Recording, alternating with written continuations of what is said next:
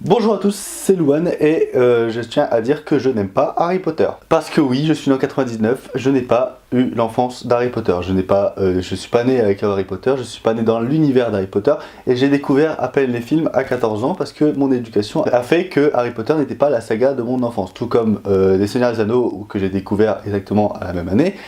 Par contre, Le Seigneur des Anneaux, je préfère parce que objectivement, c'est beaucoup mieux mis en scène. Je n'aime pas Harry Potter dans sa façon de faire, je trouve que c'est une saga assez différente et assez bancale parce que pour moi il y a des films qui sont bons et des films qui sont moins bons. Pour vous dire, les films que je préfère, c'est Le Prisonnier d'Azkaban, la partie 1 et 2 de l'épisode 7 parce que pour moi c'est les épisodes les plus matures, c'est les épisodes qui sont beaucoup plus adultes parce que comme je vous ai dit, je suis pas né dans l'enfance, dans la magie d'Harry Potter. Je renie pas la qualité évidente de cette saga, mais juste je n'arrive pas à rentrer dedans parce que je suis pas né dedans, ce n'est pas nostalgique pour moi. Donc quand en 2016 on a eu Les Animaux Fantastiques, j'ai été le voir par pure ambiance pour savoir si est-ce que maintenant je suis capable d'apprécier un Harry Potter au cinéma. Et Les Animaux Fantastiques, c'était pour moi une très bonne surprise parce que j'avais trouvé le moment sympathique. Je me suis attaché au personnage de Norbert Dragono qui, je suis désolé de dire ça, mais a plus de charisme que Harry Potter. Désolé. Dans ses mimiques, dans sa façon de parler et même dans sa façon d'être, pour moi il est beaucoup plus intéressant que le personnage d'Harry Potter jusqu'au 5e film. Et à l'univers, qui est un univers un peu plus adulte et un peu plus sombre on va dire. Du coup, Les Animaux Fantastiques, premier du nom, était pour moi un moment sympathique. Et l'épisode 2 par contre... Donc comme vous l'aurez compris, on va parler des Animaux Fantastiques, épisode 2, les crimes de Grindelwald. Et pour vous dire, d'habitude quand je fais une critique, je prends jamais de notes pendant la séance, je regarde le film et c'est après la séance que je commence à prendre des notes, mais même le lendemain. J'ai été voir la séance en avant-première mardi soir, et j'ai pris beaucoup trop de notes, mais genre beaucoup trop. Pour résumer un peu mon avis sur le film, c'est un film qui a des hauts et des bas, mais ça reste quand même très moyen. On peut passer un moment sympathique, mais dans l'ensemble, ça reste quand même très bancal. Je tiens à vous dire que la critique sera sans spoiler, je vais pas spoiler, je vais pas faire de partie spoiler, pour moi c'est inutile, il n'y a pas grand chose à raconter par rapport au scénario et j'essaierai d'être un peu ambigu quand je vais devoir parler de ça. Mais également je tiens à dire que comme j'ai pris beaucoup de notes et que j'ai pas de plan structuré dans la tête, la critique va un peu partir dans tous les sens, mais j'essaierai d'être très clair dans tout ce que j'essaie de dire. Du coup, le film, qu'est-ce qu'il raconte? Il raconte l'histoire de Norbert Dragono qui est à Londres, qui est interdit de sortir après les événements qui s'est passé à New York, mais qui va, suite à une mission accordée par Monsieur Dumbledore, aller à Paris, même si c'est pas vraiment ça, mais bon, je vais en revenir après dans ma critique, aller à Paris, parce que là-bas, il se trouve que Monsieur Grindelwald, le grand méchant du film, s'est évadé de prison, et a un plan diabolique qui est d'exécuter tous ceux qui sont pas d'accord, et d'essayer de prendre le pouvoir un peu des sorciers sur tout le monde moldu et sorcier qui était en paix, il essaie de faire tout péter pour que ça soit la guerre et pour que les sorciers soient les maîtres du monde. Si j'ai bien compris, c'est ça. Je suis obligé de préciser le si j'ai bien compris parce que le film, j'ai pas compris la majorité du film, il se passe des trucs dans le film et tu sais pas pourquoi ça se passe et c'est même pas cohérent avec le film en général et je ne sais pas ce que font les personnages dedans et ça c'est saoulant. Ah oui, si vous me voyez souvent avec mon téléphone, c'est normal, c'est parce que je vais regarder mes notes. Mais c'est saoulant parce que justement, Norbert Dragono est censé partir à Paris pour combattre Grindelwald, sauf que le problème c'est qu'il ne va pas pour combattre Grindelwald, il y va pour trouver son amoureuse, sa crush en gros. Et le problème c'est qu'il va juste essayer de retrouver sa crush pendant 45 minutes avec plein de sous-intrigues sur des personnages secondaires comme Jacob et tout ça, qui s'en mêlent dans tout ça et tu ne comprends rien à ce que tu vois à l'écran parce que tu te dis ouais Grindelwald est en train de faire ses trucs de son côté et Norbert Dragono jusqu'à la fin du film où il va atterrir malencontreusement sur Grindelwald sans forcément vouloir y aller, et il va l'affronter. Et il va l'affronter de manière assez expédiée et vraiment c'est le problème du film, c'est que tous les trucs sont expédiés. Parce que je pense que le plus grand défaut du film c'est que même si on est attaché à la saga Harry Potter, parce que j'étais avec des gens qui ont été attachés à Harry Potter, moi je suis pas attaché donc je m'en fous, mais je pense que même si tu es attaché à la saga Harry Potter, le film est long, il y a de très gros problèmes de rythme. Quand je dis problème de rythme c'est que il se passe tellement trop de choses, tellement d'intrigues, tellement de trucs que tout est expédié, il n'y a même pas d'explication, il n'y a rien. Et tu passes d'un point A à un point Z, à un point Q, et ça part en couille, ça part vraiment en couille. Et tous ces événements-là qui partent en couille, ils n'ont même pas le temps de se poser. Il y a un exemple très précis, c'est que Thésée, qui est le frère de Norbert Dragono, qui est un aurore et qui est dans le ministère de la magie anglaise, il me semble que c'est ça, il travaille dedans, et il y a à peine le temps de faire un câlin à Norbert à un moment quand il le voit, parce qu'ils ont une telle dualité que tu comprends pas non plus, est-ce qu'il s'aime, est-ce qu'il s'aime pas, on ne sait pas. Il essaie de faire un câlin à Norbert, donc du coup c'est un câlin qui dure 2 secondes mais qui peut peut-être raconter des choses mais il dure pas assez longtemps. Par contre à la fin, ce mec là va perdre quelqu'un de proche et il n'y aura même pas le temps pour lui pour pleurer cette disparition, que il va combattre un méchant et à la fin bah, il est content et il n'y a même pas le temps de pleurer la personne qui vient de perdre donc il n'y a aucun attachement, il n'y a aucune liaison entre les personnages, ils sont juste là, c'est juste des personnages facteurs, ils donnent une lettre, ils ont fait leur job et ils se cassent et tu ne comprends pas toutes leurs relations. Et on leur laisse même pas le temps d'expliquer leur relation, que on passe déjà à un autre segment, et ça passe beaucoup trop vite, et du coup on se fait chier pendant le film parce qu'on se dit bah reste sur ça, et passe dans l'autre truc 5 minutes après, mais laisse le temps au personnage de s'expliquer, et pas ça, et c'est très bizarre comme sensation, mais c'est vite expédié. C'est un défaut qu'on va retrouver pendant tout le film, parce que pour moi le film c'est même pas un film en lui-même, c'est un épisode d'une série. Parce que pendant tout le film on va t'exposer plein de personnages qui vont faire certains trucs dans certains quartiers de Londres, mais sans vraiment se connecter, pour qu'à la fin ils se connectent tous ensemble, et qu'on a un gros cliffhanger et la générique. C'est comme si tu regardais un épisode de The Walking Dead, où d'un côté t'as Michonne et Eric qui font quelque chose, t'as Tara et Sacha qui font autre chose, et t'as Negan et des sauveurs qui font autre chose. Ils font plein d'activités différentes pour qu'à la fin ils se retrouvent tous au même endroit, et t'as Negan qui menace de tuer quelqu'un mais tu sais pas qui, et la générique, et t'attends le prochain épisode. Et pour moi c'était exactement le même effet quand j'ai regardé Les Animaux Fantastiques 2. Également au niveau des défauts, c'est vraiment la réal. David Yates a fait un bon travail à la fin de la saga Harry Potter. Il a fait également un assez bon travail dans son remake de Tarzan, que j'ai assez bien aimé, même s'il y a beaucoup de défauts également de mise en scène. Mais depuis Les Animaux Fantastiques, le premier ça va, il y avait certains trucs intéressants, même si je trouvais les animaux assez moches et assez lisses des fois. Mais là au niveau des effets visuels, déjà ils ont cartonné, ils ont mis partout, dans tous les plans, il y a un effet spécial. On a souvent des trucs en miroir, de l'eau qui gicle, enfin c'est un truc assez bizarre. Et du coup cette surcharge a dû créer un bug dans le budget, et du coup il y a des moments où tu vois Norbert Dragono qui est en train de parler à quelqu'un, et derrière t'as un gros fond vert dégueulasse que tu vois à 5000 km/h, et c'est moche, même les animaux, parce qu'il y a des animaux fantastiques dedans, parce que c'est un peu le but du film, c'est un peu le prénom. T'as des animaux, il y a des animaux les plus beaux et les plus importants, ils sont vraiment bien foutus, hein. Le nifleur il est bien foutu, machin. Il y a une nouvelle créature dedans, c'est le...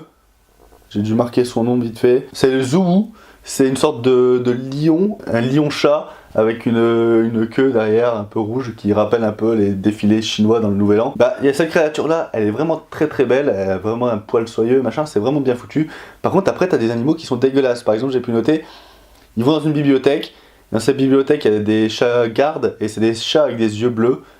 Et ils sont ridicules, ils sont dégueulasses, on dirait un vieux effet spéciaux fond vert green screen que tu vois sur YouTube, c'est moche. Également au niveau de l'esthétique et de la mise en scène, le film s'ouvre sur une séquence d'introduction qui présente le personnage de Grindelwald, mais ça on va en parler après. Mais dans cette séquence d'introduction, on a une course-poursuite dehors, de nuit, avec un temps orageux, tu comprends rien. J'étais au tout début de la salle parce qu'elle était complète, j'étais dans les 3-4 premiers rangs, et vraiment, il y avait des flashs qui venaient à la gueule, j'en pouvais plus, c'était dégueulasse, surtout que tu comprenais rien à ce que faisaient les personnages, parce qu'ils passaient de calèche à voler, puis en dessous du calèche, machin, ils se téléportaient limite, parce qu'avec les flashs des éclairs, bah, c'était dégueulasse, surtout qu'il n'y a aucune teinte au film, il n'y a aucune couleur à ce niveau-là.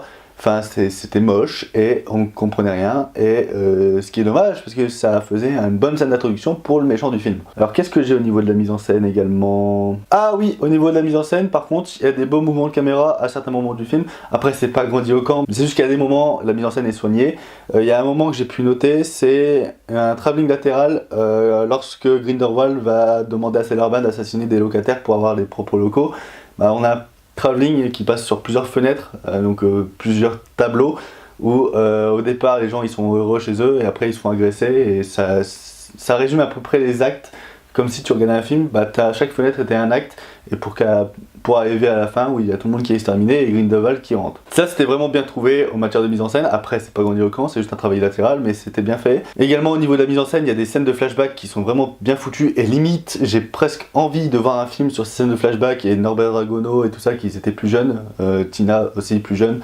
C'était beaucoup plus intéressant à suivre que le reste du film qui se passe 10-15 ans après. Ces flashbacks-là étaient beaucoup plus intéressants, notamment grâce aux personnages, et là on va arriver aux personnages. Les personnages de Grindelwald et Dumbledore sont vraiment la principale qualité du film. Il y a aussi Norbert Dragono, parce que je suis vraiment attaché à Norbert Dragono, mais là je suis pas objectif. Dumbledore dans le film, toutes les scènes où il apparaît, bah on a envie d'en savoir plus, on a envie d'en savoir plus sur ce personnage mythique de la saga Harry Potter. Et Grindelwald, au début, il est tellement bien présenté dans sa scène d'introduction qui est vraiment mythique. Enfin, il en impose de son charisme, avec ses cheveux longs, son œil un peu pété. Enfin, Johnny Depp est vraiment bien customisé, et dans cette scène-là, il est vraiment très très bien. Mais au fur et à mesure du film, il va arriver dans un personnage de méchant trop classique et même un peu trop cheaté, parce que vu ce qui arrive à la fin, avec notamment cette flamme et ce grand dragon qui est capable de ravager tout Londres, on se demande si c'est possible qu'un sorcier fasse ça, parce que des sorciers aussi puissants que Dumbledore et Voldemort n'ont pas pu faire ça dans Harry Potter, et donc du coup c'est un peu incohérent, on va dire, avec surtout l'univers du film. Mais c'est des personnages qui portent à peu près le film, avec Norbert Aragono. Mais Norbert Aragono, c'est plus par le jeu de l'acteur qui me touche vraiment, ce petit jeu d'autiste. Enfin, on s'attache beaucoup plus facilement à Norbert Aragono que Harry Potter en plusieurs films. Enfin, pour moi, c'est ça. Par contre, la grosse chiasse du film, c'est les personnages secondaires. J'ai pu relever plusieurs personnages. La relation Jacob et Queenie, elle est expédiée, mais de taré. On arrive, les personnages, on nous les présente, entre guillemets, parce qu'on les a déjà vus. Les personnages arrivent au début du film, hop, bim, bim, bim, sous l'intrigue, avec notamment l'envoûtement et tout ça. Et d'un seul coup, on n'entend plus parler pendant 30 minutes, après ça revient, et après ça repart. Sauf que la relation tient juste sur un fil, le mariage. On n'a pas de retenue derrière, on n'a pas d'exposition, c'est juste... Eh ben, ils veulent se marier et c'est tout. Hop, vous parlez plus de ces personnages, ils veulent juste se marier et ils ont rien après. Ils ont même pas de relation de complicité, on les voit même pas boire un verre à deux, se parler et tout ça. Des scènes qui rendent vraiment utiles pour s'attacher aux personnages, on n'a pas ça ici. Et surtout dans les personnages secondaires. Également, comme j'ai pu le dire avant, la relation Norbert et son frère est incompréhensible. Soit ils s'aiment pas, mais on sait jamais de quel côté ça va. Et également, le quiproquo du mariage. Ouais, enfin, niveau simplicité scénaristique, tu trouvais pas mieux ça, J.K. Rowling, non? Parce que J.K. Rowling, elle a écrit des Animaux Fantastiques et celui-là, sans écrire le livre avant. Et c'est pas un travail d'adaptation, c'est vraiment elle qui a écrit ces scénarios. Mais elle ferait mieux de retourner faire des livres, parce que niveau scénario de film, c'est pas du tout là. Hein. Avec toutes ces faiblesses de scénario qu'on trouve dans les Animaux Fantastiques, mais surtout le deuxième opus, elle a rien à faire dans le scénario d'un film. Je renie pas ses talents d'écriture, mais juste... elle n'a pas la capacité d'écrire un film parce que c'est pas son domaine, donc reste là où t'es. Touche si tu veux au scénario à certains moments, mais laisse quelqu'un de plus talentueux le faire. C'est tout. Et après, comme j'ai pu le dire, le reste des personnages, c'est juste des figurants, c'est des facteurs, ils posent leurs lettres, ils ont fait leur job et après ils se cassent, on n'en entend plus parler, ou ils vont crever, comme des merdes. Enfin, c'est des trucs que normalement dans un film, avec un univers aussi vaste que Harry Potter, t'es censé un peu privilégier au reste de ton scénario, des personnages. Après, au niveau de la mise en scène, comme j'ai pu le noter, il y a une belle musique. Je trouve la musique, surtout celle avec des petits sons de voix, des petits échos un peu thème opéra, vraiment prenante. Et notamment dans la scène de fin où il y a tous ces flammes bleues, machin. Là, il y a vraiment un côté dramatique qui fonctionne très bien dans le film, même si on sait que les conséquences vont pas être si graves dans ce deuxième opus, parce qu'on sait qu'il y aura 5 films après, et que ça sera 5 films d'exposition de tous les personnages importants. Donc du coup, on sait que les personnages importants vont rester quoi. Mais il y a vraiment un esprit de tension qui est rajouté grâce à cette musique à la dernière scène. Et donc du coup c'est plutôt un bon point. Donc voilà, c'est à peu près tout ce que j'avais à dire sur les Animaux Fantastiques. Après il y a aussi le cliffhanger de fin. Enfin je trouve que c'est un peu inutile. Surtout que il force vraiment sur le truc pour le cliffhanger de fin, parce que Grindelwald va dire par rapport à cette personne une phrase et après va souligner ce qu'il a dit et son sous-entendu avec vraiment le nom choc, on va dire. Ce nom choc qui dit juste avant l'arrivée du générique, et bah c'est pas bienvenu, parce qu'on aurait forcément pu comprendre avec ce sous-entendu et ça aurait été beaucoup plus genre ouvert à toute interprétation, alors que là on te colle direct le cliffhanger et là générique et tu peux te casser et dans 2 ans, hop salut. Et pareil la fin avec tout ce dragon et tout ça, c'est vraiment expéditif, un truc aussi grandiose normalement ça prendrait plus de place dans le film, et là c'est vraiment expédié en 2 secondes. Les conséquences de ce qui s'est passé, et ben il n'y en a pas, il n'y a pas de conséquences, il n'y a que dalle. Également Norbert Aragono voyage à Paris clandestinement, sauf que quand il est dans les rues de Paris et il sait que tous les ministères de la sorcellerie machin ils sont reliés, et bah il se promène sans se cacher, genre il est là, il fait bah ok j'ai allé jusqu'à Paris, bah je me promène tranquille. Quand t'es un clandestin et que t'es pas censé être dans ce pays en question, tu ferais mieux de te cacher je pense, parce que ça t'éviterait des problèmes que t'as pendant le reste du film. Donc surtout qu'il y a une potion pour changer de visage, bah, pourquoi tu fais pas ça depuis le début hein?